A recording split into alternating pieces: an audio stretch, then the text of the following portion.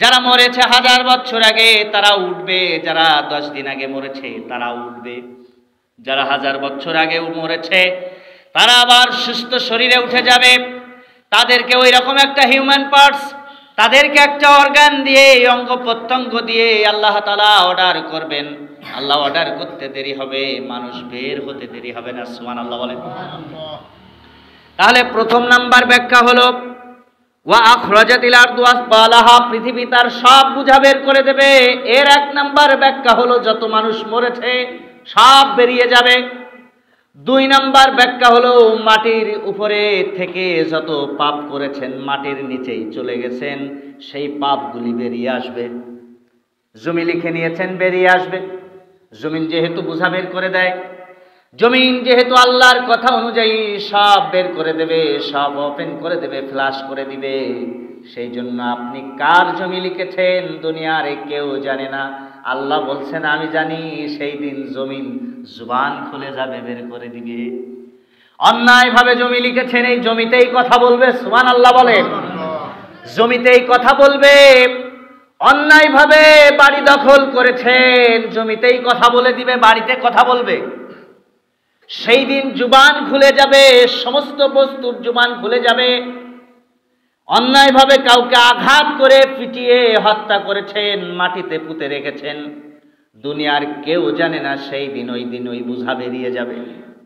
অন্যায়ভাবে কারোর সম্পদ লুকিয়ে রেখেছেন মাটির নিচেই, সেই দিন তাও বেরিয়ে যাবে। ওই দিনকেই মানুষ হতবাক হয়ে যাবে আর বলবে ওয়াকালাল ইনসানু মা লাহা। জোরে বল আল্লাহু আকবার। আল্লাহ পাক বলছেন শোনো, মানুষ সেই দিন হতবাক হয়ে যাবে, অবাক হয়ে যাবে আর বলবে হট মিরাকেল, এ কি হয়ে গেল? এতদিন তো একরকম মাটির নিচেই ছিলাম, কিন্তু আজকে সবাই উঠে পড়লাম। সবাই উঠে যাবে। জমিন যেহেতু তার বোঝা রাখতে চাইবে না, সেই জন্য বলা হয়েছে, মুফাসসিরগণ বলেছেন জমিন এত ধৈর্যশীল, তোমার পাপ করো, সুদ খাও, দুর্নীতি করো, মিথ্যা কথা বলো, মিথ্যা সাক্ষী দাও, অন্যের হক নষ্ট করো, সম্পদ নষ্ট করো, আবার জমিনের উপরে হাঁটো। জমিন আল্লাহর কাছে বলে আল্লাহ আপনি অর্ডার করেন ওরে গায়েব করে দিই। সুবহানাল্লাহ বলেন। আল্লাহ বলছেন না, গায়েব করার দরকার নেই, ওরে বাড়ার সময় দিয়েছি, বেড়েই নি, একটু লম্বা হয়ে যাক, অন্যায় একটু বেশি করুক, তারপরে আমি শেষ করে দিব। এজন্য অন্যায় করার আগে, মিথ্যা কথা বলার আগে, মিথ্যা সাক্ষী দেওয়ার আগে নিজেকে একটু পরিবর্তন করা উচিত, ঠিক কিনা বলেন? বিগত টাইমে কত উলামায়ে কেরামের হাতে রশি লাগায়া অন্যায় করে, জিম্মি করে, মিথ্যা সাক্ষী বানায়া 40 সাল পর্যন্ত থাকার একটা পণ করেছিল 100 বাকাঙ্ক্ষী। কিন্তু আল্লাহ বলেছেন ইন্নাল্লাহা আলা কুল্লি শাইইন কাদির, শুধুমাত্র ক্ষমতার পাওয়ার একমাত্র আমার আল্লাহর কাছে। সুবহানাল্লাহ বলেন। সেই ক্ষমতার মালিক কত আলেমদের হাতে রশি লাগাইলো, নিজে চিন্তা করলো আমরা বুঝি 41 সাল পর্যন্ত থাকবো, 24 সালও বোঝে নাই, আগেই বাংলাদেশ থেকে ফুটুস, ঠিক কিনা বলেন? এজন্য আল্লাহ বলেছেন আমি বাড়তে দিয়েছি। জমিন বলেছে এই লোকটা একটু আগে মিথ্যা কথা বললো, আবার সুদ খাইলো, সুদের টাকা নিল, আল্লাহ আপনি অর্ডার করেন ওরে মাটির নিচেই গেড়ে দিই। আল্লাহ কয় না না, মাটির নিচেই গেড়ে দিও না, তার আমরা ক্ষমতা দিয়েছি, তারে আমি সুযোগ করে দিয়েছি, কিছুদিন সে জমিনে থাকুক, আর একটু বেড়ে নিক। এরপরে যখন একবারে বাড়ার সময় হবে, শেষ পর্যন্ত যাবে, ওর অস্তিত্ব নিজেই বুঝতে পারবে না কি হয়ে গেল। এই জন্য একটু চিন্তা করবেন। এরপর আল্লাহ পাক বলছেন ওয়াকালাল ইনসানু মা লাহা, মানুষের জুবান খুলে যাবে। যে মানুষগুলো মৃত ছিল তারা বের হবে কবর থেকে, বের হয়ে তাদের জুবান দিয়ে তারা কথা বলতে শুরু করে দিবে, বলবে আজকে কি অবস্থা হয়ে গেল আমাদের। সুবহানাল্লাহ বলেন। এই যে মৃত মানুষের মুখ থেকে কথা বের করার ক্ষমতা দুনিয়ার কোনো মেডিসিনের নাই, কোনো ডাক্তারের নাই, কোনো ল্যাবের নাই, আছে একজনের, তিনি কে? আল্লাহ। যে আল্লাহ দুনিয়া থেকে মানুষকে মরার পরে সেই মরার থেকে কথা বের করতে পারে সেই আল্লাহ আপনাকে মৌতের মাধ্যমে আপনাকে মেরে দিবেন, আবার বাঁচাবেন। ইউহি ওয়া ইউমিত। আবার অন্য একটা আয়াতে বলা হয়েছে তুলিজুল লাইলা ফিন নাহার ওয়া তুলিজুন নাহারা ফিল লাইল। রাতের মধ্যে থেকেই আমি আল্লাহ দিন দিই, আবার দিনের মধ্যে রাত। সুবহানাল্লাহ বলেন। রাতের মধ্যে দিন, দিনের মধ্যে রাত, মৃত থেকে জিন্দা, জিন্দা থেকে মৃত। আমরা যখন রাত্রেবেলা ঘুমাই, ঘুমানোর আগে একটা আমরা দোয়া পড়ি বিছানায় শুয়ে শুয়ে। এই দোয়াটা কেউ জানেন নাকি? জানেন ঘুমানোর দোয়া কি জানেন? বলেন তো ভাই একজন। জি, আল্লাহুম্মা বিসমিকা আমুতু ওয়া আহইয়া। কয়েকটা শব্দ ভালো করে বোঝেন। এই যে আমরা দোয়াটা পড়ি আল্লাহুম্মা বিসমিকা আমুতু ওয়া আহইয়া, এই দোয়া পড়েছেন, কিন্তু এই দোয়া নিয়ে গবেষণা করেছেন? আজও গবেষণা করেননি। এই দোয়ার একটা সরল অনুবাদ পড়লে আপনার মাথা ঘুরে যাবে যে এই দোয়ার মধ্যে আপনি কি পড়ে এতদিন ঘুমান।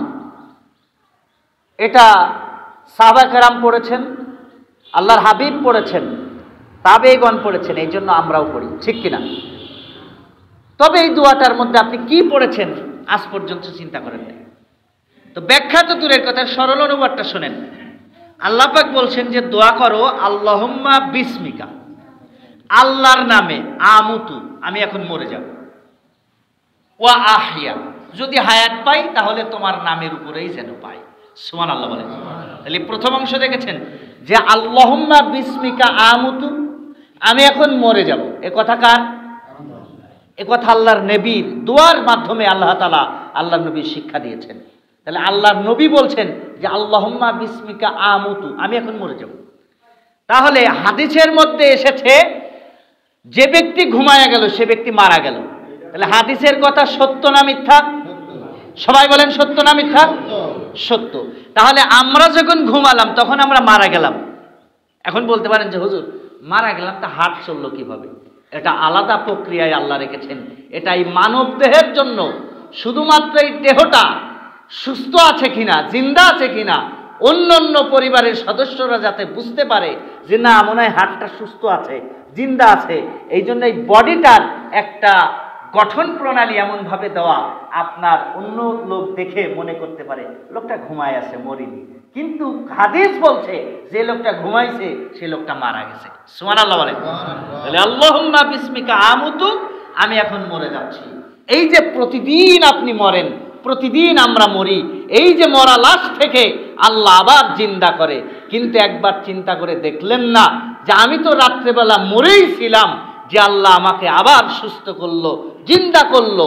অপর সাইডে আমার এক ভাই, রাত্রেবেলা চা খালাম, রাত্রেবেলা আড্ডা দিলাম, রাত্রেবেলা তাহাজ্জুদ পড়লাম, অথবা রাত্রেবেলা এশা পড়লাম, সকালে ফজরে পালাম না, তথ্য নিলাম, বাড়িতে গেলাম, নিয়ে ঘুম ভেঙে দেখলাম, তার খবর নিয়ে দেখলাম লোকটা ঘুম থেকে ওঠেই নাই, মারা গেছে। আছে না নাই? কথা কয় না, আছে না নাই? তাহলে আপনি মরা থেকে জিন্দা হয়েছেন, এই ক্ষমতা আল্লাহর আছে। আল্লাহ আপনাকে এই হায়াত আবার ফেরত দিয়েছেন। আর আপনার ওই ভাইয়ের আর মরা থেকে জিন্দা হওয়ার হায়াতটুকু আল্লাহ দেন নাই।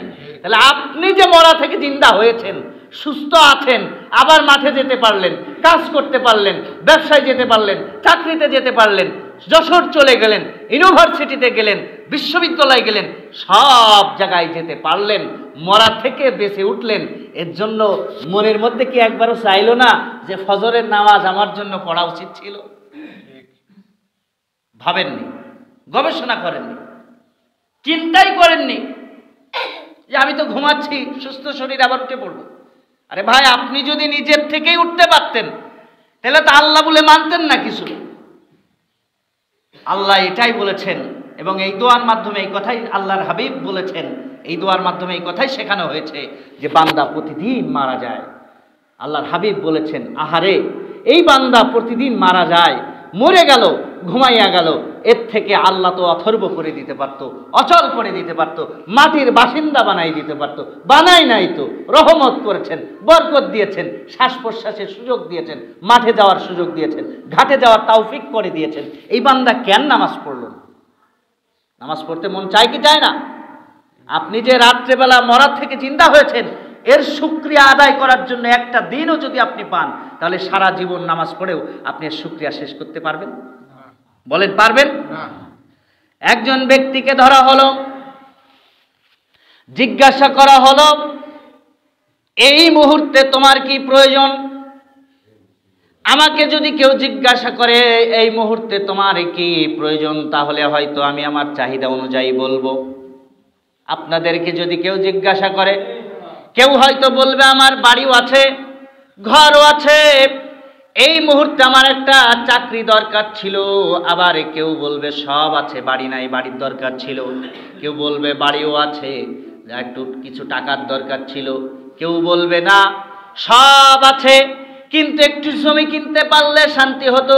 কেউ বলবে সব আছে, একটু গাড়ি কিনতে পারলে শান্তি হতো। তার মানে গোটা পৃথিবীর মানুষের কোনো না কোনো অভাব থাকেই, ঠিক কিনা বলেন? এই গোটা দুনিয়ার মানুষের কোনো না কোনো অভাব থাকেই, কোনো না কোনো প্রয়োজন থাকেই। কিন্তু মোস্ট লেভেলের যে প্রয়োজন, সব থেকে যে প্রয়োজন, সেই প্রয়োজনের ব্যাপারে বান্দা একবারও চিন্তা করে দেখলো না। সেই প্রয়োজনটা কি? আমি বলে দিচ্ছি সেই প্রয়োজনটা কি। আমি এই মুহূর্তে আপনাকে 10টা গাড়ি দিব, 10টা নারী দিব। এই মুহূর্তে আপনাকে অন্তত পক্ষে আমি কয়েক হাজার কোটি টাকার মালিক বানায়া দিব।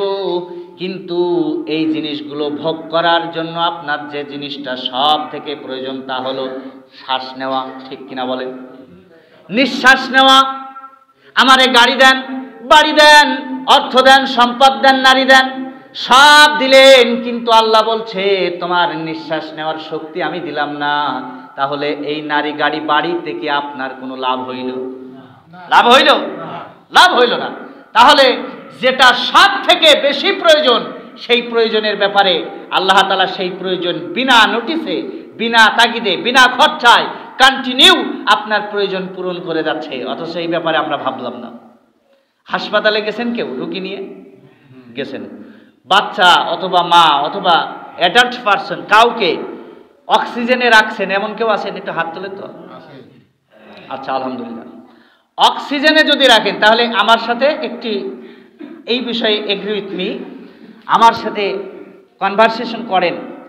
যখন আমরা কোনো রুগীকে অক্সিজেন দিয়ে রাখি, 24 ঘন্টায় কত বিল হয় জানেন? বর্তমানে আজকের বাজারে 24 ঘন্টায় অন্তত পক্ষে 5000-এর উপরে বিল হয়। তাহলে 5000 দিয়ে আপনি একটা সপ্তাহের হিসাব করেন তো, 5-7টা 35,000। আপনি একটা মাসের হিসাব করেন তো, 30 দিনে কত? আপনি একটা হিসাব করেন 1 বছরে কত টাকা লাগে এই অক্সিজেন যদি আপনি কিনে বাঁচতে হইতো। তো সব থেকে যে বেশি প্রয়োজন, যেটা আল্লাহ বিনা নোটিসে, বিনা তাগিদে, বিনা খরচায় প্রয়োজন মিটাইয়ে যাচ্ছে। সুবহানাল্লাহ বলেন। অথচ বান্দা নামাজের খোঁজ নাই। বিনা প্রয়োজনে, বিনা নোটিসে, বিনা খরচায় যে আল্লাহ অক্সিজেন দিয়ে যাচ্ছে, সেই আল্লাহর শুকরিয়া আদায় করার জন্য সব থেকে উত্তম মাধ্যম হলো সালাত আদায় করা। অথচ সেই সালাত আমরা পড়ি না, নামাজ পড়ি না। বাংলাদেশের মানুষ সব থেকে বেশি গাফেল হলো নামাজের ব্যাপারে, শরীর চর্চার ব্যাপারে। দুটো ব্যাপারে বাংলাদেশের মানুষ সব থেকে গাফেল, ঠিক কিনা বলেন? তো নামাজের ব্যাপারে এত গাফেল, নামাজ পড়তে মন চায় না। অথচ জানেই না যে আল্লাহ তাআলা যদি বলে দেন এই মানুষটার সুন্দর দেহটার বাম সাইড আর নড়বে না, পৃথিবীর কোনো মেডিসিন দিয়ে নড়ানো সম্ভব? জোরে বলেন না। অনেক সুস্থ মানুষ, একবারে আল্লাহ বলেছেন ডান সাইড পড়ে যা, পড়েই গেছে, ওঠে নাই। তাহলে আল্লাহ তো আমাকে ডান সাইড ডান হাত নড়াতে দিচ্ছেন, চোখের পলক ফেলতে দিচ্ছেন, জুবান দিয়ে কথা বলতে দিচ্ছেন। আমি আগেও বলেছি যে কাজী নজরুল ইসলাম জাতীয় কবি, উনি অনেক ইসলামের জন্য কবিতা লিখেছেন, সাহিত্য লিখেছেন। সেই জাতীয় কবি কথা বলতে পারছেন না, জানেন? মসজিদের মুয়াজ্জিন ছিলেন, মসজিদের ইমাম ছিলেন, সানি ইমাম ছিলেন। অথচ এই বেচারা ইসলামের জন্য এত লিখনি লিখেছে, অথচ কথা বলতে পারত না। লং টাইম তিনি কথা বলতে পারতেন না। তাহলে এই যে কথা বলবেন না, এই ডিসাইড করেছেন একজন, তিনি কে বলেন তো? আল্লাহ। তাহলে আল্লাহ যে আমাকে আপনাকে কথা বলতে দিচ্ছেন, এর জন্য যদি আপনি সারা জীবন সালাত পড়েন, তাও তো শুকরিয়া আদায় হবে না, তাও তো শুকরিয়া আদায় হবে না। আপনার অঙ্গ প্রত্যঙ্গগুলি কন্টিনিউ সচল রেখেছেন, অর্গানগুলি সচল রেখেছেন,